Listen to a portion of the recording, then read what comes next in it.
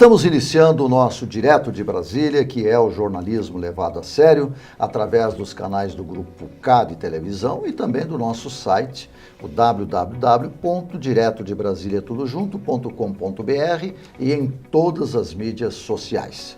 E hoje nós estamos recebendo aqui um antigo amigo do Direto de Brasília, já mostrou toda a sua capacidade em vários fóruns nacionais e internacionais, chegou recentemente de um fórum importantíssimo em São Paulo e é nosso convidado hoje, o professor Ricardo Caldas, mais de 20 livros editados, tem um currículo invejável e nós temos muita alegria em revê-lo e tê-lo aqui no nosso programa. O prazer é todo meu, eu agradeço demais o convite. E é professor da UNB, né? Professor da UNB também. Hoje mesmo ainda estava dando aula, né, professor?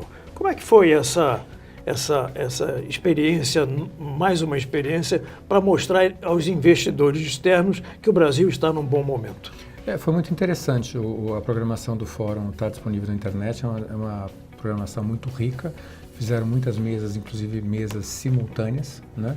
E eu tive a honra e o privilégio de participar de uma mesa especificamente sobre cenários políticos e eleitorais, né, e econômicos para 2018. E o cenário político para investidores, o que eles estão enxergando no Brasil e a sua posição, a sua opinião a respeito desse cenário? Ali na nossa mesa em particular, a gente não teve nenhum investidor se manifestando, mas o ponto que eu defendi na mesa durante os debates é que o investidor que quiser vir para o Brasil, ele tem que pensar sempre a médio e longo prazo, porque se ele for parar para olhar a questão política, a questão eleitoral, etc., ele pode ficar meio desgostoso e até não querer continuar com os investimentos. Mas aquele investidor que tiver uma visão de médio e longo prazo, saber que aquele que souber, né, que já tiver em mente que o que ele está investindo aqui vai ser recuperado não em um ou 2 anos, mas que é um investimento para 5, 10, 15, 20 anos, que é como os japoneses trabalham, certamente esse investidor não terá o que reclamar. Agora, professor, nós estamos há 5 meses de uma eleição para presidente, né? E também para deputados, governadores. E o Brasil, acho que nunca viu, nunca presenciou, nunca esteve diante de uma situação tão inusitada como essa na política brasileira. O senhor acha que, como é que o senhor vê que essa coisa pode caminhar? Olha, com certeza, eu tenho acompanhado várias eleições, não é segredo para ninguém isso, mas com certeza essa eleição eu diria que é a mais imprevisível de todas. E eu diria que a atual eleição de 2018 deixa a eleição de 1989, que foi uma eleição muito disputada e muito fragmentada, né, realmente no chão, vendo poeira, né? Nós temos alguns fenômenos novos que são interessantes. A gente tem uma polarização entre direita e esquerda que eu não conheço, que eu não me lembro de ter havido no Brasil de uma forma tão forte e tão realmente destacada, né, com cada parte, né, fazendo... Mas a que o senhor atribui isso, professor? Olha, eu diria que o mundo mudou muito nos últimos 20 anos. A queda do Muro de Berlim fez com que os conceitos todos mudassem muito rapidamente e a gente tem esse fenômeno novo que eu mencionava, que são as pessoas que agora no Brasil se dizem conservadoras e se dizem de centro-direita ou de direita. Isso não acontecia há 5, 10, 15, 20 anos atrás. Então nós temos agora as pessoas tomando posições, se dizendo orgulhosas, como acontece nos Estados Unidos, de serem conservadoras ou de serem liberais ou de serem isso ou serem aquilo. Então essa questão ideológica está muito forte nessa eleição. E temos um fato que a gente não pode simplesmente não olhar ou não perceber, é que um dos principais candidatos está preso, literalmente preso, e corre o risco de não ter a sua candidatura autorizada pelos órgãos competentes. Então, essa situação eu não lembro do Brasil ter passado nos últimos 20 ou 30 anos. Que tendência que o senhor acredita que o Brasil pode começar a compreender, considerando que essa esquerda, por exemplo, está sendo modificada, a compreensão do brasileiro está sendo modificada? Essa mudança, essa queda no Muro de Berlim, ela realmente gerou uma mudança e uma quebra de paradigmas. Isso é inegável. E uma prova do que eu estou dizendo é que vários partidos comunistas tiveram que mudar de nome, inclusive o nosso. Então, hoje ninguém mais é um defensor aberto do comunismo, né? Então, esse grupo de extrema esquerda, ele não existe mais.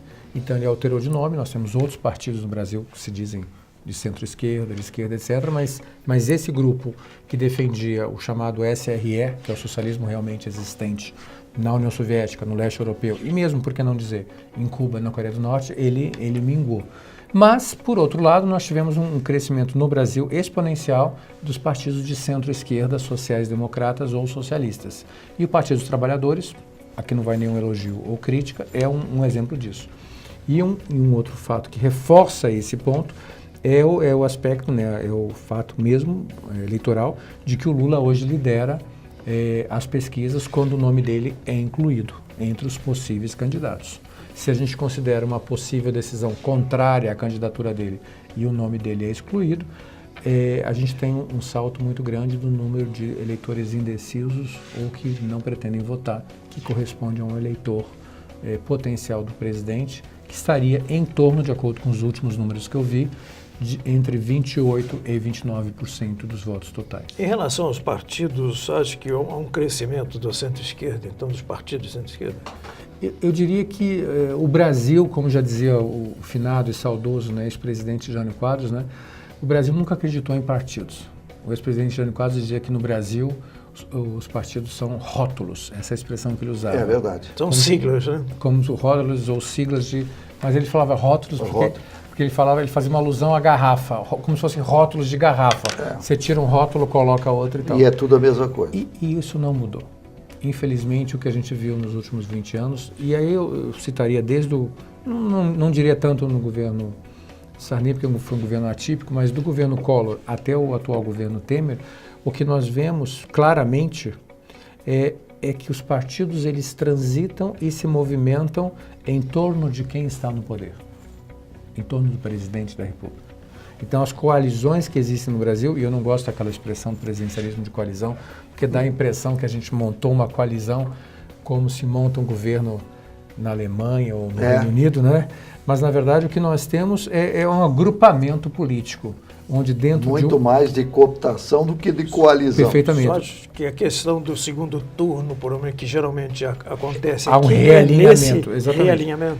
Mas o meu ponto é que essas coalizões não são feitas em função de questões ideológicas, mas simplesmente de trocas, de barganhas, dos ministérios que eu vou receber e tal, e o presidente, o governo de um modo geral, de olho em quantos deputados aquele partido tem, qual é a votação daquela bancada, se ele vai me apoiar nas questões ditas de interesse nacional. O senhor, na sua avaliação, considera que existe também uma influência que está acontecendo, por exemplo, na Itália, na França, né, nos países onde cresceu uma tendência mais de centro-direita?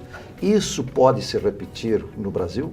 Eu diria que essa chamada onda neoconservadora, ela está acontecendo. Aconteceu mesmo aqui na América do Sul. Sim. Não apenas... Sim, Argentina. Não apenas no Reino Unido, Itália e Alemanha, para não mencionar a própria França, né, que foram exemplos disso. Sim. Mas mesmo na América do Sul, nós temos o caso da Colômbia, tivemos o caso do Peru, que o presidente foi eleito com um discurso ultrapopulista e quando chegou o governo mudou de linha. E a nossa vizinha, para finalizar, a Argentina, onde você teve um governo claramente conservador eleito.